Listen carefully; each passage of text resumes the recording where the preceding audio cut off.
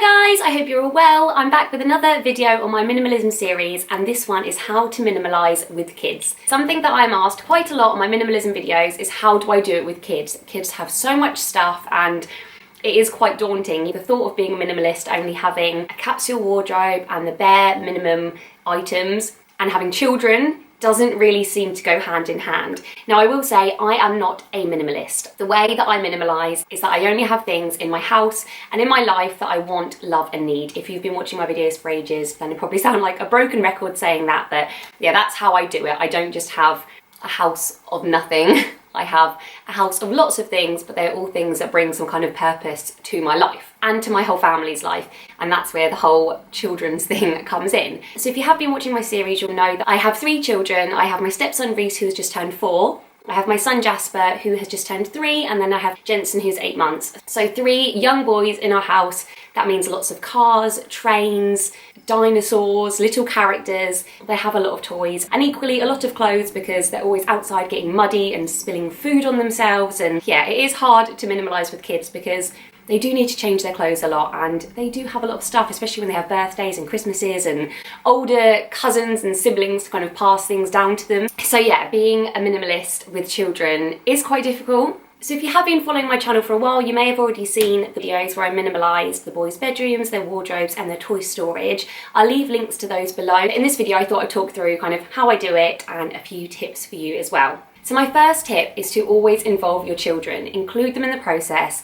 This is so important for so many reasons. Firstly, you'll avoid having that awkward, "Mum, where's my favourite red top?" that you've shipped off to the charity shop. But also it benefits them not to get attached to objects. I think it is so important to use stuff and love people, not the other way around. The other way around doesn't work. If you watch the documentary called The Minimalist, that's kind of their quote that they live by. We shouldn't get attached to objects. Obviously some things do have sentimental value, but with things like toys and clothes, it's really important for children to know that it's their family and it's their friends and it's experiences and imagination. That's important, not that little red train that they just can't let go of, but it makes that really annoying choo-choo noise and you wish you could just throw it out the window. This will also help them not to become hoarders when they're older, because I found that when I was kind of 12, 13, I still had loads of toys from when I was younger and it was really hard to let things go. I'd always been quite a hoarder. It's only this year that I've decided to minimalise and get rid of things, and my whole kind of outlook and perspective on objects has really changed.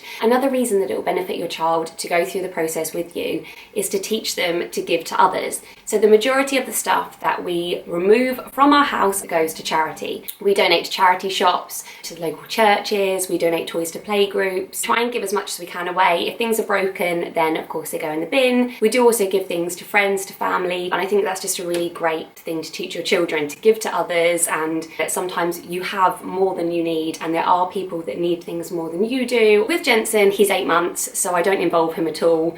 I make all the decisions there. But when it comes to Jasper and Reese, they would have been 3 3/4 and 2 3/4 when I first started doing this, and they understood it so much more than I thought they would. I thought that when I was asking them what they wanted to get rid of, it would be no, I'm not getting rid of that, I want to keep it, to everything. Or they would say yes, but not really understand what I was doing, and then the next day say, "Oh, where's that red top that I wanted? Where's that blue train that I wanted?" But we didn't have any of that whatsoever. So the way that I first kind of approached the subject with the kids, I didn't kind of do any research into the right way to do it. I don't know if there is a right way or a wrong way. I don't know how other people do it. I was to say to the boys that we're so lucky that we've got so many lovely things, lovely clothes, lovely toys. Some children don't have as many toys. Some children don't have toys at all.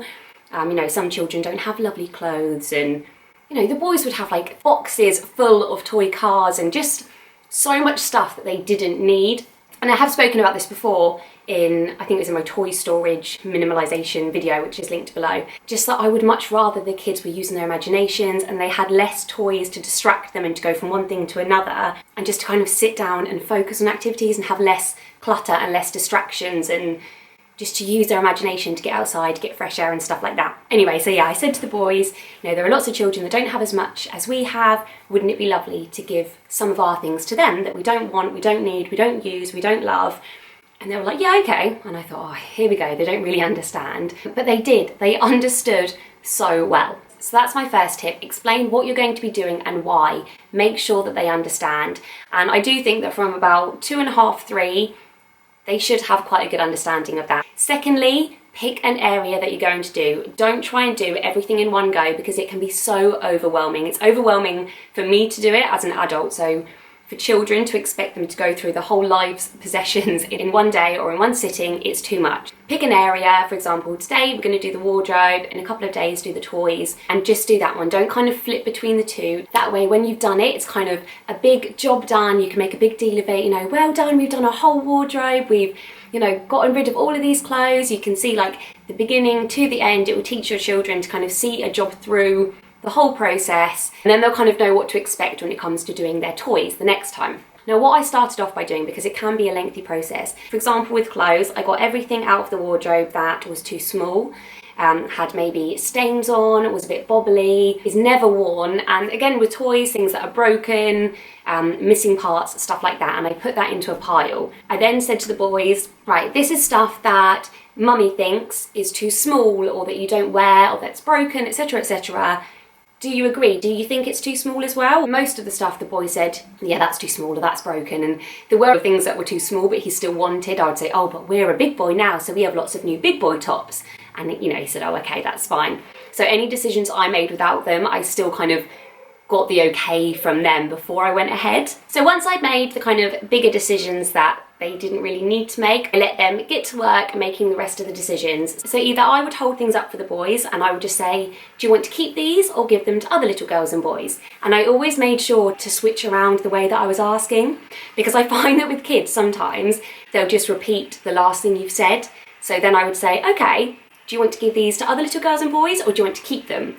And straight away the boys were like, no, give them to other little girls and boys. They just got the concept really quickly. So I'd make a pile of stuff to give to other little girls and boys. Obviously you could word it in any way you want. Give to charity, give to friends, give to preschool, whatever it is that you're doing, but that's kind of the way that I've always done it, and it's just the way that works for us. I would also give them, say, a box of cars or a box of books or a box of any kind of toys, and I'd say, right, can you just pick out the things that you want to give to other little girls and boys? And once we'd done that, we'd have the pile there, and I'd say, right, have a quick look. Are you sure you want to give all of this to little girls and boys? And they'd say like, oh, no, I want to keep that. Yeah, and they'd make any kind of final changes, and that would be it. One tip that I have with this is don't put too much pressure on them, let them take breaks. It can be such a long and exhausting process. Quite often Jasper would just want to sit and play with them, and I'd have to kind of remind him like, do you want to carry on doing this or should we do it later? And he'd go, oh yeah, yeah, and he'd carry on. Or sometimes he'd say, do it later, or mummy do it, and we would just come back to it later, because, you know, it's a lot to think about whether you want to keep your items, and it can be emotional, there can be tears if Reese wants to get rid of something but Jasper wants to keep it, and vice versa. So don't expect it to be too smooth sailing, but I was pleasantly surprised with my boys. So the next thing, once you've decided on all of the things that you're going to give away to other girls and boys, or to preschool or to friends, wherever you're going to put them, is to see it through. I've made the mistake before of having everything in a pile or having it in a bag, even putting the bag in the car, but then leaving it in the car for ages. I would have bags for charity in my boot for months and months and months, and then the next season would come around and I think, oh actually, I do want that cardigan now.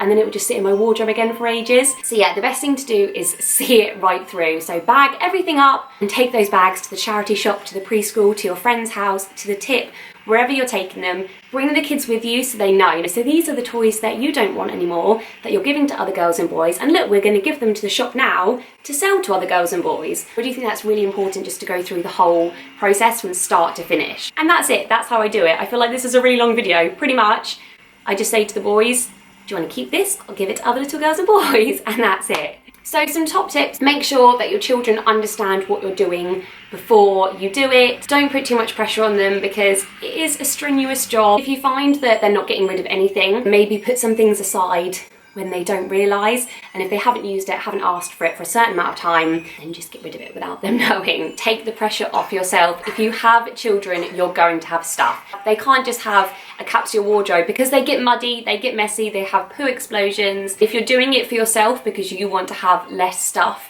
just remember that one day they're going to be older and your carpet isn't going to be scattered with little toys, and I know that I'm going to miss it when it's gone. Another tip as well is to have good storage systems. I got this really cool IKEA kind of shelving unit with little canvas storage boxes. You can get them from IKEA, but I got mine from the Great Little Trading Company. They're great to just hide all of the little toys and to organise them. We have one for cars, one for little people, one for trains. And Jasper and Reese now know where their toys go, and it makes tidying up so much easier. Make sure you see it through to the end, and of course, make a big deal out of it. Tell them how proud you are. Let them realise what a good thing they're doing, not only for themselves, but for other people. So that's it, that's how I minimalise with kids. If you like this video, please do give it a big fat thumbs up. If you've got any tips yourself, then please do comment below. Check out my other videos, subscribe if you haven't already, and I will see you next time. Thanks for watching, bye!